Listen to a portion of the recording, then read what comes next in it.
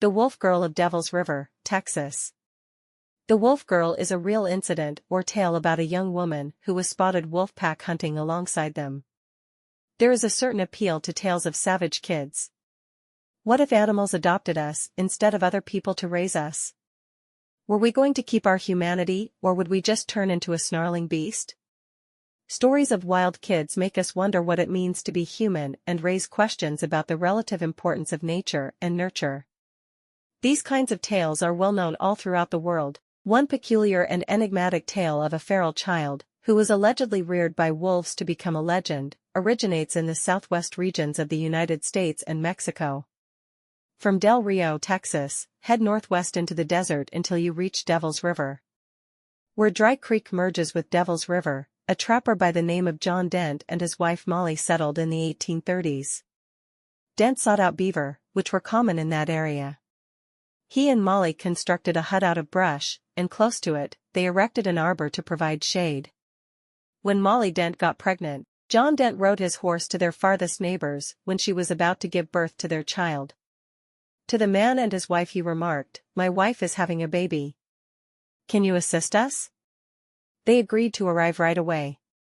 When they were about to go, a severe storm developed, and John Dent was killed by a lightning strike. The man and his wife eventually located his cabin, but they didn't get there until the following day. Then, Molly Dent had also passed away. She appeared to have given birth prior to passing away. However, the baby was not found by the neighbors. They concluded that the wolves had eaten it because there were wolf prints everywhere. After interring Molly Dent, they left. First sighting of the Wolf Girl. Many years after her passing, a bizarre story started to circulate. Some insisted it was a factual story, while others claimed it was impossible. 12 miles from Molly Dent's tomb, the story starts in a little town. One early dawn, wolves rushed in from the desert and slaughtered a few goats. Such assaults were common at the time. However, a youngster believed he saw a young woman racing with the wolves who was naked and had long blonde hair. A woman discovered some wolves devouring a goat they had just killed a year or two later. She stated that a young girl with long blonde hair, who was not dressed, was eating the goat with them. The wolves and the girl both ran away when they saw her. According to the woman, the girl initially went on all fours, before standing up and running like a person, as quickly as the wolves. People began to speculate as to whether this wolf girl was Molly Dent's offspring. Had a wolf mother taken her away the moment she was born and nurtured her with her pups? If so, she would be 10 or 11 years old by this point. Howling cries of the wolf girl. Some males started looking for the girl as the tale was being told. They looked along the riverbanks, in the desert's canyons, and nearby. They allegedly discovered her one day while she was accompanied by a wolf as she walked through a gorge. The girl hid in a gap in one of the canyon walls when the wolf fled. She resisted the men's attempts to apprehend her by biting and scratching them like an agitated animal. When they managed to get her under control, she started yelling and howling like a scared juvenile wolf and a young girl. Her abductors bound her with rope, sat her on a horse, and drove her to a tiny ranch house in the middle of the desert. The following day, they agreed to deliver her to the sheriff. They unfastened her and put her in a room that was empty. She hid in the shadows out of fear. After leaving her, they bolted the door. She quickly resumed her howling and shouting. When she finally quit talking, the men feared they would go insane from listening to her.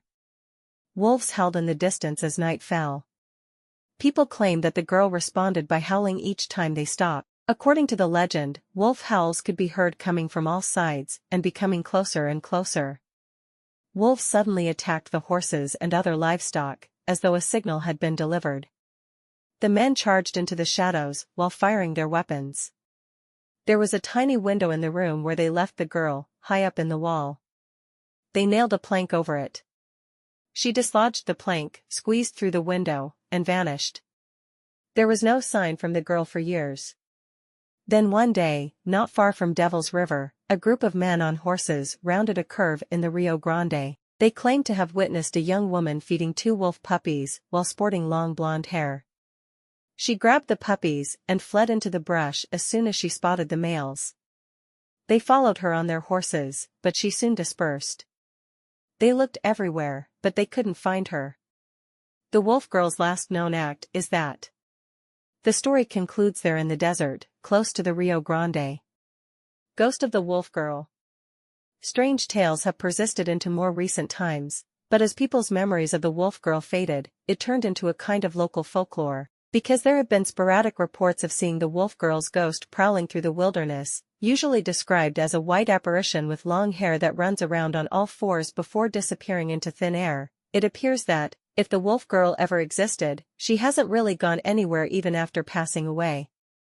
When the girl was 17 years old, one day she suddenly vanished into the countryside for good. Soldiers in Camp Hudson, Texas, reported hearing howling and cries at night throughout the 1850s and 1860s. It is currently difficult to determine what happened to Molly Dent's daughter.